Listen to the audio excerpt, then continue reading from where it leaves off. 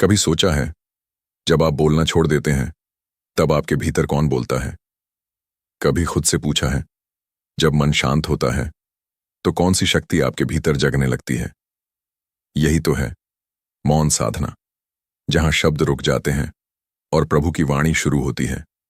जहां एक साधारण मनुष्य भी महसूस करता है कि उसके भीतर कोई अदृश्य शक्ति है जो सब कुछ बदल सकती है। आज की इस साखी में हम जानेंगे मौन साधना, जहां से चमत्कार की शुरुआत होती है। सुनिए, समझिए और अपने भीतर उतरिए, क्योंकि मौन में ही छिपा है जीवन का सबसे बड़ा रहस्य। अगर यह साखी आपके हृदय को शांति दे तो इस प्रेम और भक्ति के संदेश को आगे बढ़ाएं। चैनल को सब्सक्राइब करें ताकि राधा स्वामी जी की अगली साखी सबसे पहले आप तक पहुंचे। राधा स्वामी जी, कहा जाता है, जब शब्द रुक जाते हैं तब आत्मा बोलती है। जीवन की भाग दौड़ में हम सब बोलना तो सीख गए, पर सुनना भूल गए, और जो सुनना भूल जाता है वह खुद को भी सुन नहीं पाता। मौन साधना का अर्थ है अपने भीतर उतरना, उस आवाज को सुनना जो हर पल हमें दिशा देती है, पर जिसे हम कोलाहल में अनसुना कर देते हैं। हर इंसान के भीतर एक गहरी शांति छिपी होती है। जब हम मौन में बैठते हैं तो वही शांति धीरे धीरे प्रकट होने लगती है। ये मौन केवल बोलने से रुक जाना नहीं, बल्कि मन की हलचल को शांत करना है। मौन वह पुल है जो आत्मा को परमात्मा से जोड़ देता है। गुरु कहते हैं, जो स्वयं में ठहर गया वही परमात्मा के निकट पहुंच गया। मौन साधना हमें भीतर की यात्रा पर ले जाती है, जहां न कोई शब्द है, न कोई तर्क, केवल अनुभव है। और जब यह अनुभव होता है तो जीवन में चमत्कार घटने लगते हैं, भीतर भी बाहर भी। एक साधक ने अपने गुरु से पूछा, गुरु जी, मैं रोज जाप करता हूं, पूजा करता हूं, फिर भी मन अशांत रहता है। गुरु मुस्कुराए और बोले, कभी बिना बोले बैठकर देखा है? बिना मांगे कुछ पाने की कोशिश की है? साधक चुप हो गया और उसी दिन से उसकी मौन साधना की शुरुआत हुई। कुछ ही दिनों में उसने महसूस किया उसके भीतर का बोझ हल्का हो गया है। मौन साधना हमें सिखाती है कि सच्चा सुख बाहर नहीं, भीतर है। जब मन शांत होता है तो वही संसार जो पहले बोझ लगता था अब हल्का लगने लगता है। रिश्ते सुधरने लगते हैं, सोच निर्मल हो जाती है और दिल से प्रार्थना उठती है, हे प्रभु, तू ही कर रहा है, मैं तो केवल निमित्त हूं। अक्सर लोग सोचते हैं कि मौन रहने से कुछ बदलेगा नहीं, लेकिन जिन्होंने इसे अपनाया उन्होंने कहा, मौन में शक्ति है। मौन में जो साधना होती है वह मन को शुद्ध करती है। जैसे गंदे पानी में जब कोई हलचल नहीं होती तो धीरे धीरे सारा मैल नीचे बैठ जाता है, वैसे ही मौन मन के विकारों को शांत करता है। जब साधक मौन में बैठता है तो पहले पहल भीतर बहुत शोर सुनाई देता है, पुरानी बातें, पछतावे, डर और कल्पनाएं। यही वह समय होता है जब साधक को धैर्य रखना चाहिए। धीरे धीरे यह सब शोर मिटता है और एक दिन वह क्षण आता है जब भीतर केवल शांति रह जाती है। वही परमात्मा की झलक है। राधा स्वामी मत के अनुसार मौन साधना का अर्थ है नाम में टिकना, शब्द सुनना और भेद पाना। जब जीव नाम के सहारे भीतर की ध्वनि सुनता है तो उसे ऐसा आनंद मिलता है जिसे शब्दों में नहीं कहा जा सकता। वह समझ जाता है कि जीवन का असली उद्देश्य बाहर नहीं, भीतर है। मौन साधना से जीवन में जो परिवर्तन आता है वह धीरे धीरे होता है, पर स्थायी होता है। यह चमत्कार किसी जादू की तरह नहीं, बल्कि आत्मा की जागृति के रूप में घटता है। मन का बोझ उतरता है, मोह माया की पकड़ ढीली होती है और इंसान हल्का होकर मुस्कुराने लगता है, बिना किसी कारण। यदि आप भी इस चमत्कार को अनुभव करना चाहते हैं तो रोज कुछ पल अपने लिए निकालिए। बस शांत बैठिए, बिना किसी विचार के। आंखें बंद कीजिए और नाम का स्मरण कीजिए।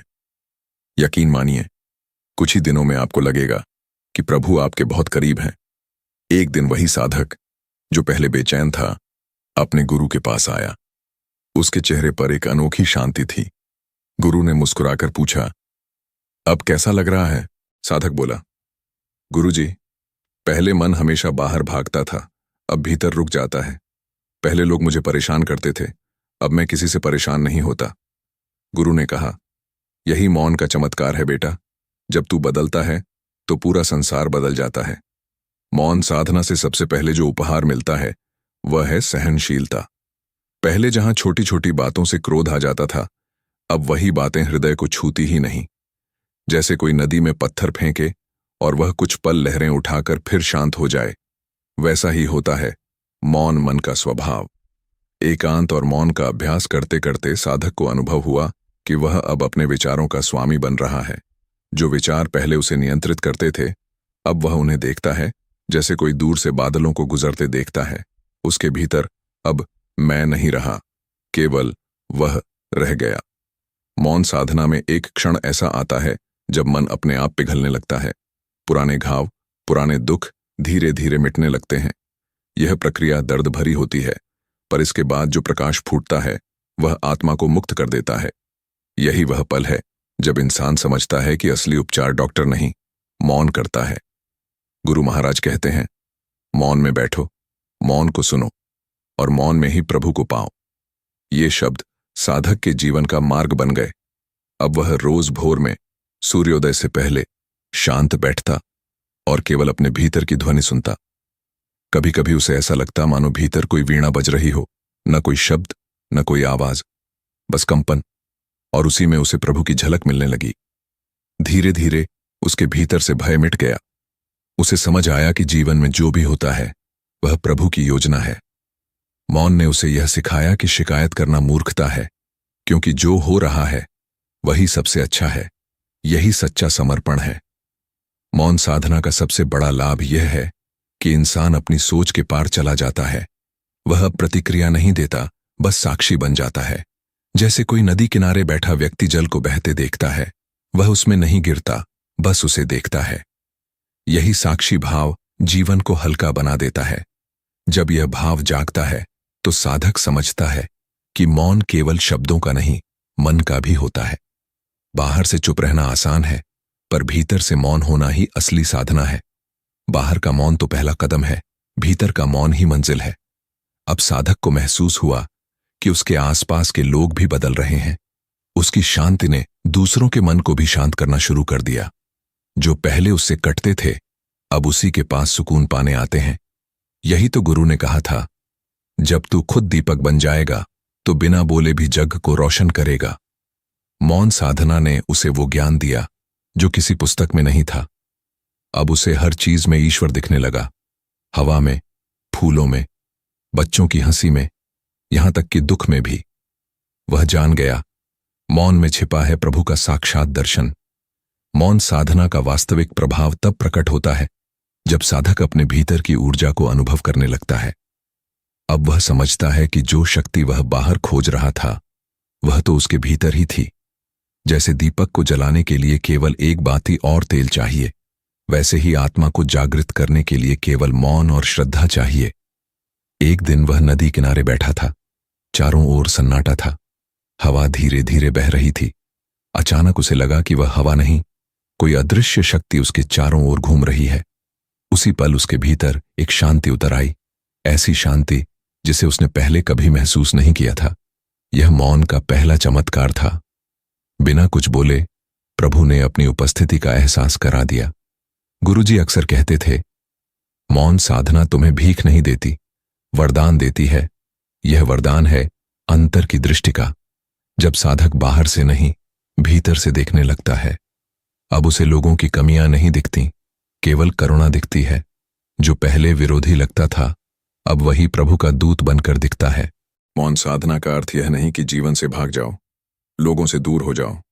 इसका अर्थ है लोगों के बीच रहकर भी भीतर मौन रहना, बाहर के शोर में भी भीतर का संतुलन न टूटे।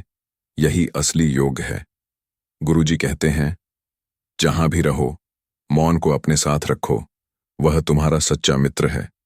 धीरे धीरे साधक ने महसूस किया कि मौन साधना से उसका शरीर भी बदलने लगा है। उसकी सांसें धीमी हो गईं, हृदय की धड़कन स्थिर हो गई। मन अब इधर उधर नहीं भागता। उसे अब वही अनुभव हो रहा था जो अर्षियों ने किया था जब उन्होंने भीतर की ध्वनि अनहद नाद सुनी थी। यह अनुभव किसी जादू से कम नहीं था। जब भीतर अनहद नाद गूंजने लगता है तो साधक को बाहर की दुनिया फीकी लगने लगती है। उसे हर पल वही नाद सुनाई देता है, चाहे वह सो रहा हो या जाग रहा हो। यह कोई भ्रम नहीं, यह आत्मा की वास्तविक पुकार है जो उसे परमात्मा की ओर खींच रही है। मौन साधना का अभ्यास करते करते उसने पाया कि अब उसके जीवन में चमत्कार होने लगे हैं। जो काम पहले कठिन लगते थे अब सहज हो जाते हैं। जिन रिश्तों में दरार थी वे अपने आप भरने लगे। जिन बातों में पहले दुख था अब उनमें भी सीख दिखने लगी। यह परिवर्तन भीतर के मौन की देन थी। एक बार गुरुजी ने कहा, बेटा, मौन में बैठना ही काफी नहीं, मौन को जीना सीखो। साधक ने पूछा, गुरुजी, मौन को जीने का क्या अर्थ है? गुरु बोले, हर परिस्थिति में प्रतिक्रिया न देना, हर शब्द से पहले एक क्षण रुकना और हर निर्णय से पहले प्रभु से जुड़ना, यही मौन को जीना है। साधक ने वही करना शुरू किया और सच में उसके जीवन में स्थिरता आ गई। अब वह समझ चुका था कि मौन केवल ध्यान का अभ्यास नहीं बल्कि प्रभु से संवाद का माध्यम है। जब हम मौन होते हैं तभी प्रभु बोलते हैं। जब हम बोलते हैं तो उनकी आवाज दब जाती है। इसलिए गुरु कहते हैं, शब्दों से नहीं, शांति से सुनो, वही सच्चा नाम है। मौन साधना का तीसरा चमत्कार यह था कि अब उसे अपने हर प्रश्न का उत्तर भीतर से मिलने लगा। कोई दुविधा होती और वह शांत होकर बैठ जाता। कुछ ही पल में भीतर से आवाज आती, चिंता मत कर, सब ठीक है। अब उसे किसी बाहरी प्रमाण की जरूरत नहीं थी, क्योंकि उसे मिल गया था अंतर का साक्षात मार्गदर्शन। अब साधक के जीवन में मौन केवल अभ्यास नहीं, उसकी अवस्था बन चुका था। वह भीड़ में भी रहता, पर भीतर एक अदृश्य शांति बनी रहती। लोग उससे कहते, तू अब पहले जैसा नहीं रहा। वह मुस्कुराकर कहता, पहले मैं शोर था, अब मैं स्वर हूं। यह स्वर मौन का था, जिसमें ईश्वर की धुन बसी थी। एक रात जब वह ध्यान में बैठा, अचानक उसकी चेतना ऊपर उठने लगी। उसे लगा जैसे उसका शरीर वहीं बैठा है, पर आत्मा किसी ऊंचाई की ओर जा रही है। वह देख रहा था, नीचे धरती शांत थी, आकाश फैला हुआ था और कहीं भीतर से एक नाद गूंज रहा था, राधा स्वामी, राधा स्वामी। उसका पूरा अस्तित्व उस नाद में विलीन हो गया। यही मौन का चौथा चमत्कार था, आत्मा का उड़ान भरना। उस क्षण उसने जाना कि मौन केवल बोलने से परे नहीं बल्कि अस्तित्व से परे ले जाता है। जहां शब्द नहीं पहुंचते वहां मौन पहुंचता है। जहां तर्क समाप्त होता है वहां अनुभव शुरू होता है। यही वह द्वार है जहां से साधक मानव से दिव्यता की ओर बढ़ता है। गुरु महाराज ने कहा था, जब तू मौन को अपनाएगा तो संसार तुझे समझेगा नहीं, पर परमात्मा तुझसे बात करेगा। अब साधक को यह सत्य लगने लगा था। वह अब कम बोलता, पर हर शब्द में प्रेम था। उसके मौन में भी इतना प्रभाव था कि लोग उसके पास बैठकर शांति का अनुभव करने लगे। धीरे धीरे वह समझ गया कि मौन साधना किसी धर्म या परंपरा तक सीमित नहीं, यह तो हर आत्मा का स्वभाव है। जैसे समुद्र का स्वभाव लहरें उठाना है, वैसे ही आत्मा का स्वभाव मौन रहना है। हम केवल भूल गए हैं कि हमारी असली पहचान शोर नहीं, शांति है। अब साधक का दिन मौन से शुरू होता और मौन में ही समाप्त होता। वह हर काम करते हुए प्रभु के नाम को स्मरण करता। यह मौन अब उसके अंदर ऐसी ऊर्जा बन गया था कि उसके आसपास का वातावरण भी बदल जाता। जहां पहले तनाव था वहां अब मधुरता थी। लोग कहते, तेरे पास आकर मन को सुकून मिलता है, और वह कहता, यह मेरा नहीं, मौन का प्रभाव है। एक दिन एक युवक उसके पास आया और बोला, गुरुदेव, मैं बहुत परेशान हूं, मन कभी शांत नहीं होता। साधक मुस्कुराए और बोले, बेटा, मौन का अभ्यास कर। युवक ने पूछा, कैसे? साधक ने कहा, सुबह उठकर 5 मिनट अपने विचारों को देख, उन्हें रोक मत, बस देख। धीरे धीरे तू मौन के करीब पहुंच जाएगा। वह युवक गया और कुछ दिनों बाद लौटकर बोला, गुरुदेव, अब मैं मुस्कुराने लगा हूं, बिना वजह। साधक मुस्कुराया। यही मौन का चमत्कार है। अब साधक जान चुका था कि मौन केवल आत्मिक शांति नहीं देता बल्कि जीवन को दिशा भी देता है। हर निर्णय से पहले जब वह मौन में बैठता तो भीतर से स्पष्ट उत्तर आता। यह कोई जादू नहीं बल्कि आत्मा की स्पष्टता थी, जो तब आती है जब मन शांत होता है। उसने कहा, मौन ने मुझे सिखाया कि मैं किसी से बड़ा नहीं, किसी से छोटा नहीं, हम सब एक ही स्रोत से निकले हैं। जिस दिन यह समझ आ जाए उस दिन क्रोध, ईर्ष्या और दुख सब समाप्त हो जाते हैं। वह अब किसी को दोष नहीं देता था, बस सबको आशीर्वाद देता था। अब उसके जीवन में केवल 2 शब्द रह गए थे, प्रेम और मौन। इन दोनों ने मिलकर उसे परमात्मा के सान्निध्य में पहुंचा दिया था। अब उसके लिए जीवन पूजा था, हर सांस जाप था और हर क्षण ध्यान। वह कहता, जो मौन में उतर गया वह प्रभु को पा गया। अब साधक के भीतर ऐसा प्रकाश था जो शब्दों में नहीं समा सकता। जब वह आंखें बंद करता तो भीतर हजारों सूर्यों जैसा तेज दिखाई देता। यह कोई बाहरी रोशनी नहीं थी, यह नाम की ज्योति थी जो केवल मौन साधना से प्रकट होती है। वह अब समझ चुका था कि प्रभु कहीं बाहर नहीं, भीतर ही विराजमान है। गुरु महाराज ने उससे पूछा, अब तू क्या चाहता है बेटा? साधक ने विनम्रता से कहा, गुरुजी, अब चाहने को कुछ नहीं रहा। जो मौन में मिला वह तो अमोलक है। संसार की हर वस्तु अब फीकी लगती है। गुरु मुस्कुराए, यही है मुक्ति की निशानी। जब चाह मिटती है तभी प्रभु मिलते हैं। उस दिन से साधक ने बोलना लगभग छोड़ दिया। वह केवल तब बोलता जब किसी को सच्चा मार्ग दिखाना होता। उसके शब्द अब कम थे पर असर गहरा था। लोग कहते, उसके एक वाक्य से मन शांत हो जाता है। वह कहता, मैं कुछ नहीं कहता, यह मौन बोलता है। मौन ने उसे इतना गहरा बना दिया कि अब उसे किसी चीज की कमी महसूस नहीं होती। ना कोई डर, ना कोई चिंता, ना कोई आकांक्षा। हर पल उसे ऐसा लगता जैसे कोई अदृश्य हाथ उसके सिर पर है जो उसे हर दिशा में सही मार्ग दिखा रहा है। वह जान चुका था, यही सच्चा समर्पण है। एक दिन उसने गुरु के चरणों में सिर रखकर कहा, गुरुजी, अब मुझे कहीं जाना नहीं है। मेरा घर, मेरा मंदिर, मेरा प्रभु सब मेरे भीतर हैं। गुरु बोले, बेटा, अब तू वही बन गया है जो तू खोज रहा था।